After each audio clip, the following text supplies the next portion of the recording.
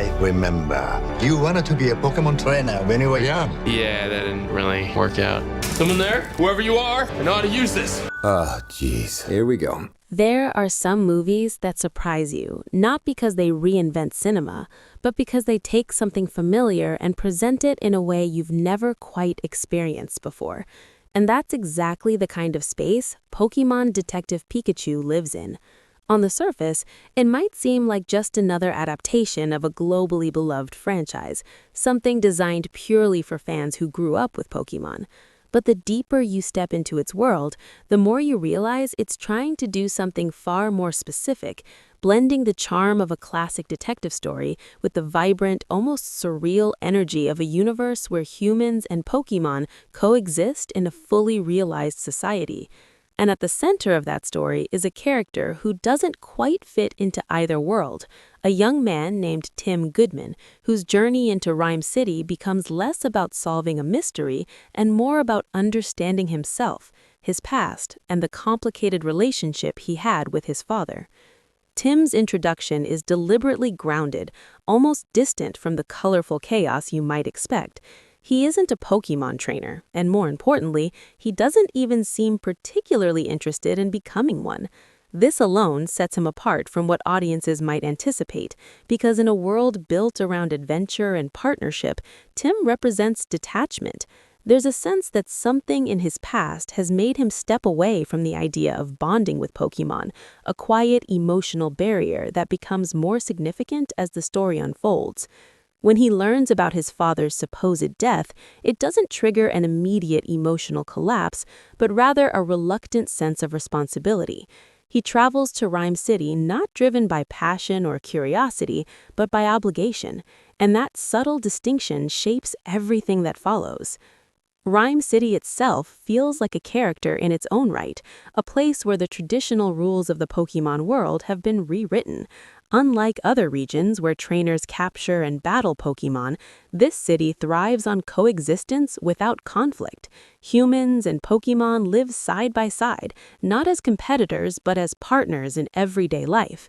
The environment is visually dense, filled with neon lights, crowded streets, and a constant sense of movement that makes the world feel alive. There's something almost futuristic about it, yet it maintains a grounded realism that makes the interactions between humans and Pokémon feel believable rather than fantastical. This setting becomes essential because it creates a backdrop where the mystery can unfold naturally, blending elements of Norse storytelling with the whimsical nature of Pokémon. The turning point of Tim's journey happens when he enters his father's apartment and encounters something completely unexpected, a Pokémon who can speak, reason, and behave like a seasoned detective. But what makes this encounter truly unique isn't just the fact that Pikachu can talk, it's that only Tim can understand him. This immediately creates a strange, almost intimate dynamic between the two characters, as if they are connected by something neither of them fully understand. Pikachu himself is a fascinating contradiction. On one hand, he retains the familiar appearance and physical traits fans recognize, but his personality is layered with humor, sarcasm, and a surprising level of emotional depth. He doesn't remember his past clearly, but he carries himself with confidence, convinced that he was once Tim's father's partner and that there is more to the story than what the world believes. As Tim and Pikachu begin to work together, the film gradually shifts from a simple premise into a layered mystery. The idea that Tim's father might still be alive introduces tension, but it also forces Tim to confront feelings he has long avoided. His relationship with his father was distant, shaped by years of absence and emotional disconnect. The investigation becomes a way for him to rediscover a man he never truly understood, piecing together fragments of a life that was hidden behind duty and secrecy. Pikachu, in many ways, acts as both a guide and a mirror, pushing Tim forward while also reflecting the emotional gaps he needs to fill.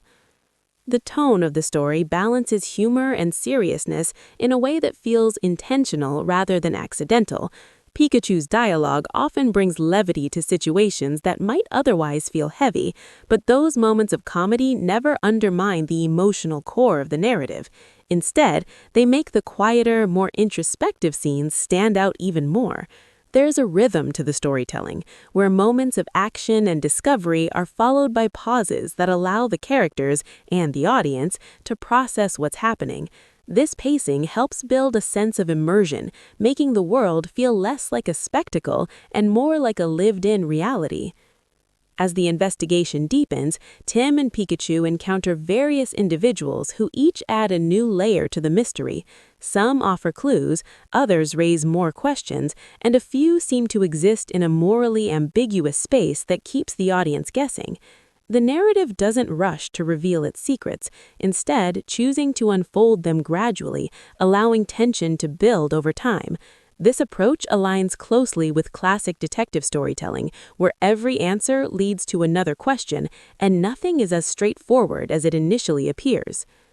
One of the most compelling aspects of the film is how it explores the concept of identity, not just through Tim, but through Pikachu as well.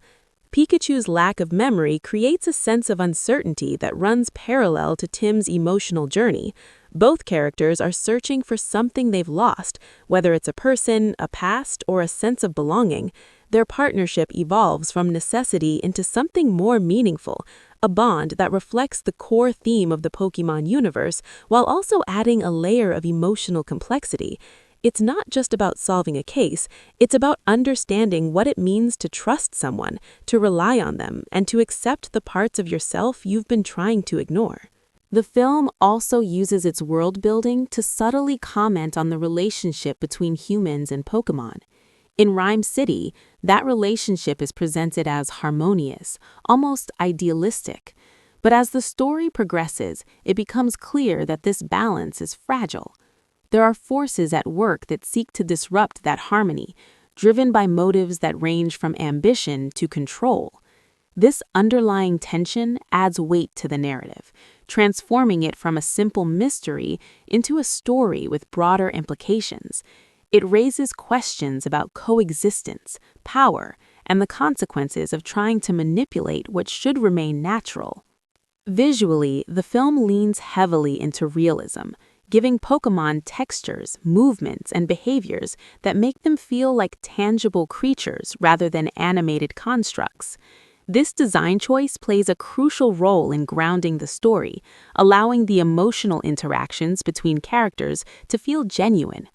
When Pikachu expresses frustration, fear, or determination, it resonates because he feels real, not just as a character, but as a presence within the world. This level of detail enhances the storytelling, making every moment more impactful. As Tim gets closer to the truth, the narrative begins to tighten, pulling together the various threads that have been woven throughout the film. Revelations come with a mix of clarity and complexity, answering some questions while complicating others.